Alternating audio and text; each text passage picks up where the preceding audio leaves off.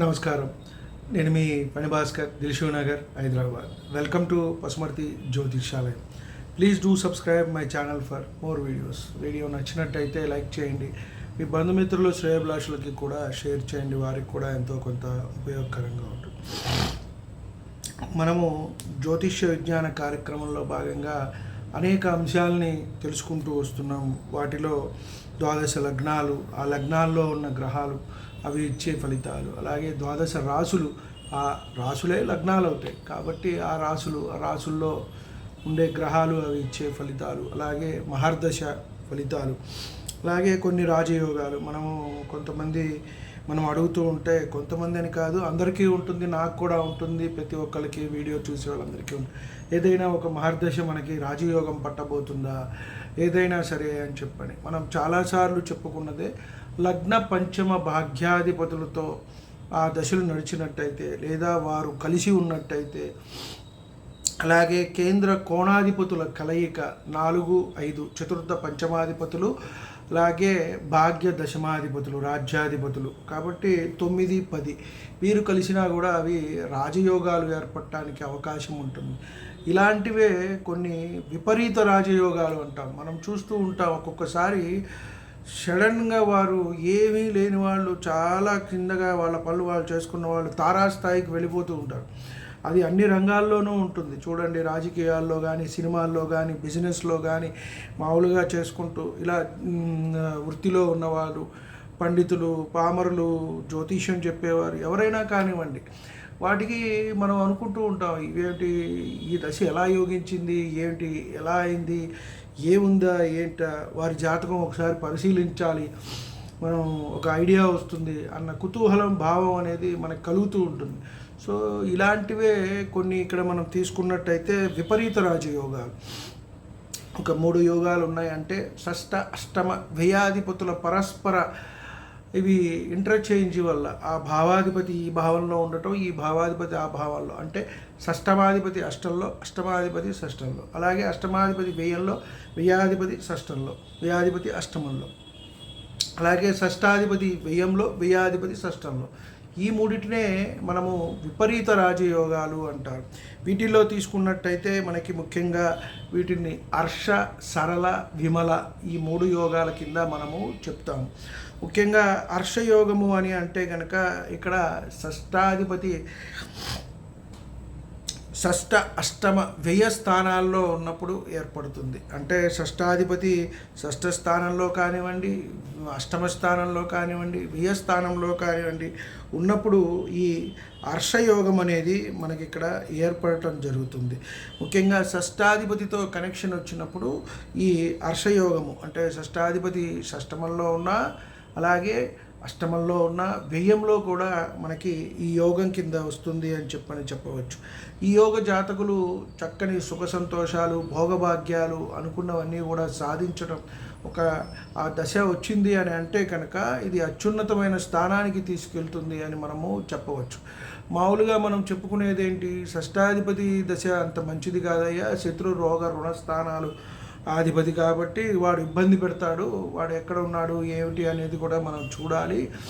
ఆ భావంలో ఉంటే కొంత పర్వాలేదు, వేరే భావాల్లో ఉంటే ఆ భావాన్ని కూడా వాడు పాడు చేస్తాడు అని చెప్పని మనం ఫండమెంటల్గా అన్నీ చెప్పుకుంటూ వస్తున్నాం. అది 100% కరెక్ట్. కానీ ఇక్కడ మనము షష్టము, అష్టము, వ్యయ స్థానాల్లో లగ్న పంచమ భాగ్యాధిపతులు, కోణాధిపతులైన చతుర్థ, సప్తమాధిపతులు, దశమాధిపతులు వీళ్ళు పడితే అక్కడ ఇబ్బంది. అది అలా కాకుండా వీరు ముగ్గురికి కొంచెం దగ్గర సంబంధం, ఒకే రకమైన ఫలితాలు, ఇబ్బందులు ఇస్తారు కాబట్టి వీరు ఉన్నప్పుడు ఒకంత మనకి మంచి జరుగుతుంది, మంచి అదృష్టవంతుడుగా ఉంటారు. ఆ దశలో మంచి రాజభోగాలు, శత్రువుల్ని జయిస్తారు. అలాగే ఇక్కడ చెడు పనులు చేయటందుకు కొంత ఆసక్తి అనేది తగ్గటము, అలాగే కీర్తి అనేది పెరుగుతుంది. స్నేహితుల ద్వారా మంచి మంచి ఫలితాలు పొందుతారు. వీరి వల్ల వారు, వారి వల్ల వీరు అని కూడా చెప్పవచ్చు. అలాగే మిత్రులు పెరుగుతారు, పుత్ర సంతానము, ధనము, ఇవన్నీ కలుగుతాయి. మరి ఇవి అన్ని లగ్నాల వారికి ఉంటాయా? అన్ని లగ్నాల వారికి ఇలాగే షష్టాధిపతి షష్ట, అష్టమ, వ్యయ స్థానంలో ఉంటే వస్తుందా అంటే ఒకంత మళ్ళీ మనం ఉండదు అని చెప్పవచ్చు. అంటే ఇక్కడ పాపగ్రహాలు ఉన్నప్పుడు ఈ ఫలితాలన్నీ రివర్స్లో ఉంటాయి. పాప ఫలితాలు అనేవి ఎక్కువ ఇవ్వటానికి అవకాశం ఉంటుంది. అంటే క్రూరత్వం పెరగడం, ఇంకొకరిని హింసించటము, ఇబ్బందులు పడటము, లేదా వేరొకరి దగ్గర నుంచి లాక్కోవటము, వారి దగ్గర ఉన్న ధన ధాన్యాలు, భూములు కొంతమంది మనం చూస్తూ ఉంటాం. కొంతమంది వారి దగ్గర శక్తి లేకున్నా, లేదా కొన్ని వారు ఉంటారు కొన్ని ప్రాంతాల్లో, వారిని భయపెట్టి వారి దగ్గర ఉన్న స్థలాలు, పొలాలు, డబ్బు కూడా కొంతమంది లాక్కుంటూ ఉంటారు. ఇటువంటివి కూడా వస్తూ ఉంటాయి. ఉదాహరణకి మేషలగ్నం తీసుకున్నట్టయితే ఇక్కడ చూడండి, షష్టాధిపతి అయిన వాడు బుధుడు. వీడు షష్టంలోనే ఉంటే పర్వాలేదు. అలాగే మీకు అష్టమంలో పడ్డాడు అనుకోండి, అక్కడ వృచ్చికం కాబట్టి కొంత ఇక్కడ ఇబ్బంది అనేది వస్తుంది. ఈ ఇంటర్చేంజ్ వల్ల కూడా వీరికి ఇబ్బందే అని మనం చెప్పవచ్చు. అలాగే మళ్ళీ మనం తీసుకున్నట్టయితే అష్టమ వ్యయస్థానం తీసుకున్నట్టయితే గురువు ఇక్కడ ఉన్నా కూడా కొంత మనకి ఆ ఫలితాలు అనేవి అంతగా మంచిగా ఉండవు అని మనం చెప్పవచ్చు. ఇక్కడ మళ్ళీ చూసుకుంటే శుభగ్రహాల పరివర్తన జరిగినప్పుడు కొంత మనకి పర్వాలేదు. షష్టాధిపతి అయిన వాడు బుధుడు, వ్యయాధిపతి ఇక్కడ గురువు, కొంత పర్వాలేదు. అష్టమాధిపతి కుజుడితో వస్తేనే ఇక్కడ కొంత మళ్ళీ ఇబ్బంది. మళ్ళీ వారి మధ్యన మిత్రశత్రుత్వాలు లగ్నానికి ఎలా ఉన్నాయి, వారు ఎలా ఉన్నారు, ఏ స్థానంలో ఉన్నారు, ఇవన్నీ కూడా మనము పరిశీలించుకోవాలి. ఇప్పుడు చెప్పిన ఫలితాలు అనేవి కొంత మనకి వ్యతిరేకమైన ఫలితాలు, లేదా అవి తక్కువ ఉండే ఫలితాలు మనకి రావటం జరుగుతుంది. ముఖ్యంగా షష్టాధిపతి అష్టమ వ్యయస్థానాల్లో ఉన్నప్పుడు మనకి ఈ హర్షయోగం అనేది ఏర్పడడం జరుగుతుంది. ఈ జాతకుడు మంచి సుఖ సంతోషాలు, అదృష్టవంతులు, చేసే పని, వృత్తి, ఉద్యోగ, వ్యాపారాల్లో అభివృద్ధి ఈ మహర్దశ వచ్చినప్పుడేనండి. ఈ షష్టాధిపతి ఎవరి లగ్నానికి వారికి, మేష లగ్నానికి వచ్చేటప్పటికి బుధుడు అవుతాడు, వృషభానికి వచ్చేటప్పటికి ఆయనే లగ్న షష్టాధిపతి అవుతాడు, మిథునానికి వచ్చేటప్పటికి కుజుడు, కర్కాటకానికి వచ్చేటప్పటికి గురువు, సింహానికి వచ్చేటప్పటికి శని, ఇట్లా మారుతూ ఉంటుంది. కాబట్టి ఈ షష్టాధిపతి దశ నడుస్తున్నప్పుడు ఆ షష్టాధిపతి ఎక్కడ ఉన్నాడు, మళ్ళీ అక్కడ ఉచ్చక్షేత్రమా, నీచక్షేత్రమా, మూల త్రికోణమా, ఇవన్నీ కూడా మనం చూసుకుంటూ వెళ్ళాలి.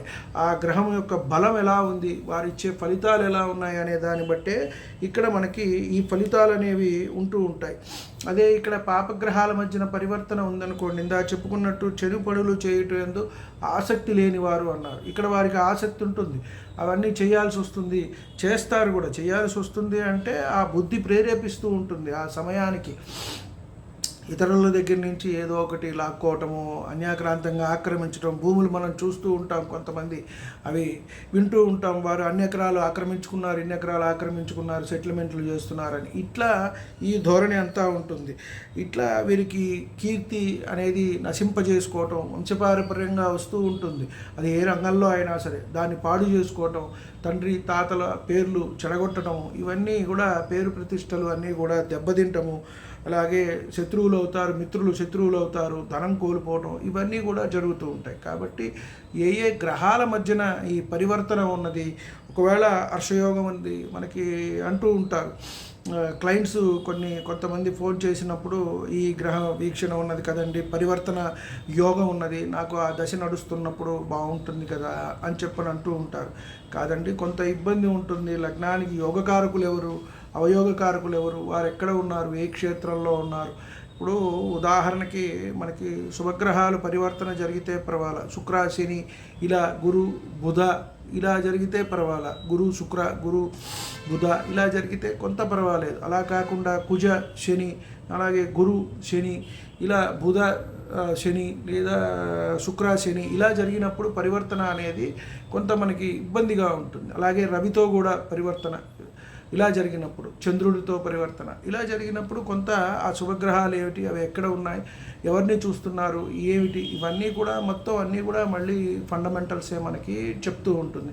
వీటన్నిటినీ కూడా పరిశీలించుకొని మనము ముందుకు వెళ్ళినట్టయితే యోగాలు ఉన్నా కూడా ఒకంత మనకి మనం చాలాసార్లు చెప్పుకున్నట్టే రాహుకేతువులతో కలిసినప్పుడు, రవితో అస్తంగతం అయినప్పుడు గ్రహాలు నీచపడినప్పుడు అవి మనకి ఫలితం ఇవ్వటంలో కొంత ఇబ్బంది పెడతాయి. ఆ ఫలితం అనేది మనకి పూర్తిగా అందదు. 100% రావాల్సింది 50% వస్తుంది. 50% అనుకుంటే 20% వస్తుంది. కాబట్టి ఇటువంటి రకాలైనవన్నీ కూడా మనం పరిశీలించుకుంటూ ముందుకు వెళ్ళవలసి ఉంటుంది. వీడియో నచ్చినట్టయితే లైక్ చేయండి. మీ బంధుమిత్రులు శ్రేయోభిలాషులకు కూడా షేర్ చేయేంత వరకు ఛానల్ సబ్స్క్రైబ్ చేసుకున్నట్టయితే సబ్స్క్రైబ్ చేసుకోండి. ధన్యవాదాలు. సర్వే జన సుఖినో భవంతు. శాంతి శాంతి శాంతి.